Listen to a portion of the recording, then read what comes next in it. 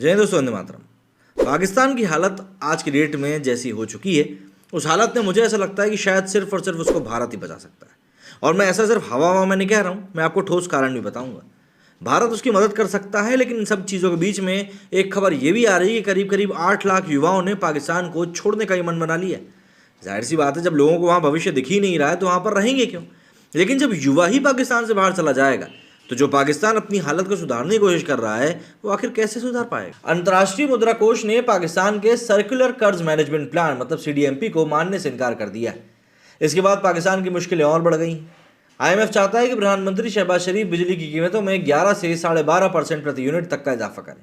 ये कर्ज खारिज होना पाकिस्तान के लिए बुरी खबर है, लेकिन वही ये बात भी सच है कि मुश्किलों के पहाड़ तले पाकिस्तान के लिए अकेला आईएमएफ लोन कुछ नहीं कर सकता।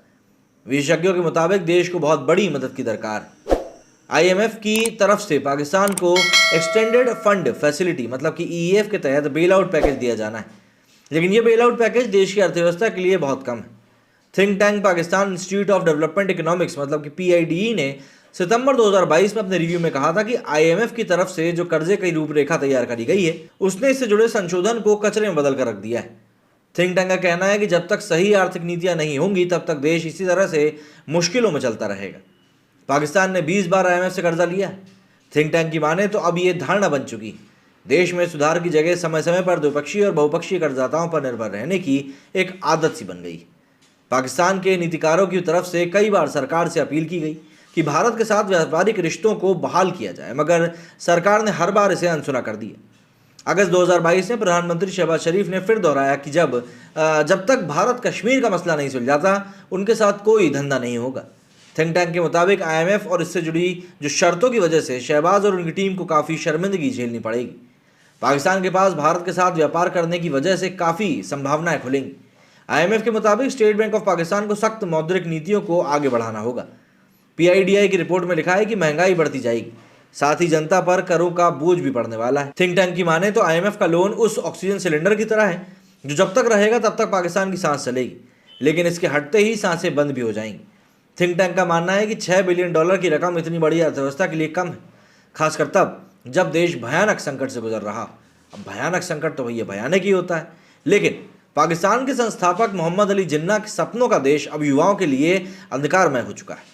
पाकिस्तान के सबसे ज़्यादा पढ़े लिखे युवा देश की बर्बाद हो चुकी अर्थव्यवस्था और टीटीपी जैसे आतंकियों के खूनी हमलों से परेशान होकर देश छोड़कर जा रहे हैं।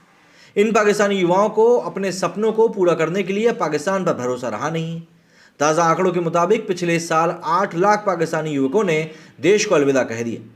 कनाडा इन बेहद शिक्षित युवाओं का पसंदीदा ठिकाना बनकर उभरा है, जो अभी विदेशियों को बड़ी तादाद में बुला भी रहा है।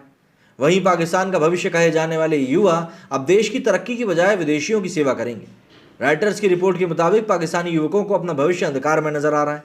इसी वजह से 22 करोड़ की आबादी वाले इस मुल्क से 8 लाख युवा नौकरी की तलाश में विदेश चले गए। यह आंकड़ा कोरोना काल से पहले का है।